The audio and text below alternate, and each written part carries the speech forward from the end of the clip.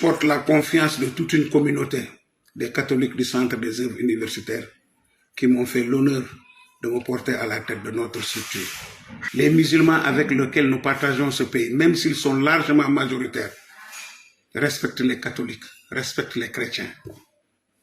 Mais il y a des gens qui sont nés et qui sont entrés dans ce monde-là par effraction et qui vont en sortir par la petite porte. Et cet imam en fait partie. Parce qu'il n'est pas normal aujourd'hui. C'est parce que c'est à la communauté catholique qu'on l'a fait. Parce que c'est nous. Ça aurait été le contraire, ce serait peut-être des émeutes dans ce pays-là. Il faut qu'on soit honnête. Assimiler les catholiques aux francs-maçons, nous manquer de respect, nous insulter, nous assimiler aux homosexuels, à l'homosexualité dans ce monde et dans ce pays, je pense que c'est quelque chose de grave. Mais malheureusement, nos autorités n'ont jamais pris notre défense. Les gens se taisent. Dans un pays normal, quelqu'un qui parle comme ça, le ministre de l'Intérieur aurait dû prendre, parce que c'est lui qui gère le culte et tout ça, il aurait dû prendre la parole et s'exprimer. Le procureur de la République aurait dû s'autosaisir, parce que c'est des événements qui peuvent coûter cher dans une communauté. Mais heureusement que notre éducation ne nous permet pas d'aller en guerre contre ce genre d'énergumène. Et puis j'ai dit une chose, Walfadé, c'est une déception par rapport à cette télévision-là. D'autres me font démettre d'émission. Parce que je pense que Walfadé, vous êtes la télévision du peuple, mais vous n'êtes pas la télévision du peuple. Comme ça, nous disons toute une communauté. Vous lui donnez la possibilité, au lieu de couper les micros, mais parce que c'est une émission musulmane, vous acceptez que des énergumènes, des comme ça, nous sommes catholiques qui sont 7 ans. Et c'est ce genre de quelle télévision. Je demande aux catholiques de boycotter, même s'il faut dans des émissions catholiques, de boycotter pour marquer notre indignation par rapport à cette télévision-là. Nous avons boycotté Walfadjri, toute la communauté catholique là, nous avons boycotté tant qu'ils ne vont pas sortir pour présenter leurs excuses par rapport à ce qu'ils ont accepté.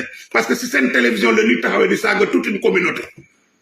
Communauté bien disciplinée, bien organisée, très respectueuse. Nous avons une télévision de Kosaga, avec votre fameux imam là, qui fait une émission à Walf là, pour que nous dara. Parce que vous donnez dara là.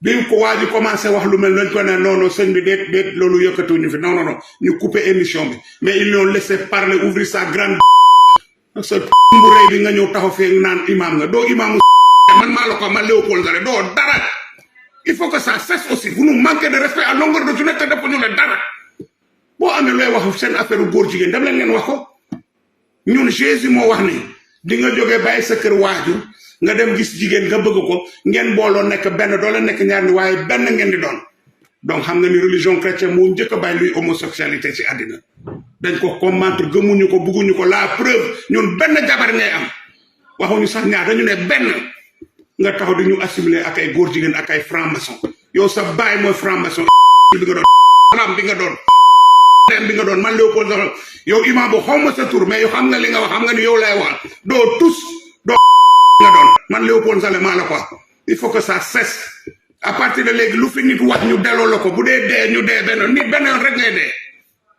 nit benn yoon lay dee nit du dee ñaari yoon faut nous respecter on vous respecte mais respectez-nous comme nous musulmans yi ñoo ñu teg musulmans yi defuñ ñu dara les musulmans ne nous ont rien fait musulmans yu nekk Sénégal man mi di wax sama ñaari rakk jigéen yëpp ay musulmans ñoo leen takk xale yi fay judd yëpp samay jarbaat dañu c'est des musulmans fii ñun ñëpp Ziguinchor bi ma dëkkaan ñun ñoo fi yore cimetière boo xam ne musulman ak catholique lañ fay suul boo demee Joal loolu moo fa am mais dafa am ñoo xamante ni dañuy génn beru ne li xam nga doomu caga rek la mën a doon yëfu dof rek lay mën a wax yëfu baadoola rek lay mën a wax imbécile bi nga doon nga naan ma imam sa tuun bu rëy boobu nga toog ci télévision naan yow imam nga doo dara imbécile bi nga doon